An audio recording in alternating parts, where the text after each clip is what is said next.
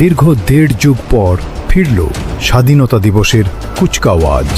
জাতীয় প্যারেড গ্রাউন্ডে জাতির সামনে সমরাষ্ট্র প্রদর্শনী করেছে বাংলাদেশ সশস্ত্র বাহিনী। তবে বাহারি ধরনের মিসাইল দেখে সামাজিক যোগাযোগ মাধ্যমে ছড়িয়ে পড়েছে হাসির রোল। কেউ বানাচ্ছেন মিমস, আবার কেউ শেয়ার করছেন ব্যঙ্গাত্মক পোস্ট। এমন পরিস্থিতিতে আকাশ প্রতিরক্ষা জোরদারে সরকারকে পাঠানো হয়েছে আইনি নোটিশ। সম্প্রতি সুপ্রিম কোর্টের আইনজীবী মোহাম্মদ মাহমুদুল হাসান জনস্বার্থে এই আইনি নোটিশ পাঠান, যেখানে অবিলম্বে অত্যাধুনিক বিদেশি আকাশ প্রতিরক্ষা ব্যবস্থা ক্রয় এবং নিজস্ব প্রযুক্তিতে আকাশ প্রতিরক্ষা ব্যবস্থা তৈরির জন্য গবেষণা ও উন্নয়ন কার্যক্রম চালুর দাবি জানানো হয়েছে।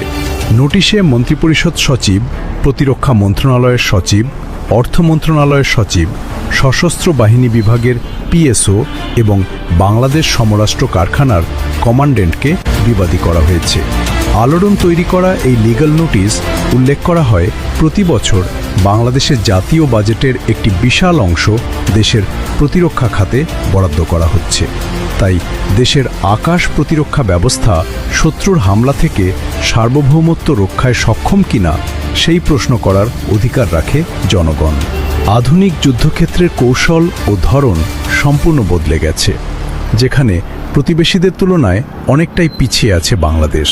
তাই আঞ্চলিক ভারসাম্য ও সামরিক প্রতিরোধ সক্ষমতা বজায় রাখতে বাংলাদেশেরও অবিলম্বে প্যাট্রিয়ট অথবা সমমানের উন্নত চীনা আকাশ প্রতিরক্ষা ব্যবস্থা ক্রয় করা প্রয়োজন। পাশাপাশি বিদেশি প্রযুক্তির ওপর দীর্ঘমেয়াদী নির্ভরতা কমানো এবং ব্যয় সংকোচনের লক্ষ্যে দেশীয় গবেষণা ও উন্নয়ন কার্যক্রম শুরু করা কৌশলগতভাবে অপরিহার্য। বর্তমানে বাংলাদেশের আকাশকে সুরক্ষা দিচ্ছে ৮০ দশকের FM-90 স্বল্প পাল্লা বা শর্ট রেঞ্জ সিনা মিসাইল সিস্টেমটির অপারেশনাল রেঞ্জ মাত্র ৮ থেকে ১৫ কিলোমিটার।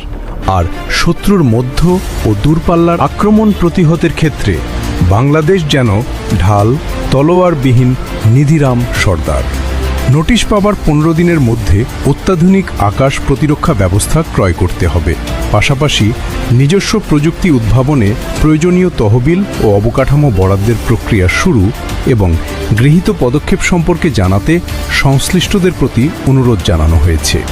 নির্ধারিত সময়ের মধ্যে যথাযথ পদক্ষেপ গ্রহণ করা না হলে সংবিধানের ১০২ নম্বর অনুচ্ছেদ অনুযায়ী জনস্বার্থের রিট আবেদন দায়ের করা হবে।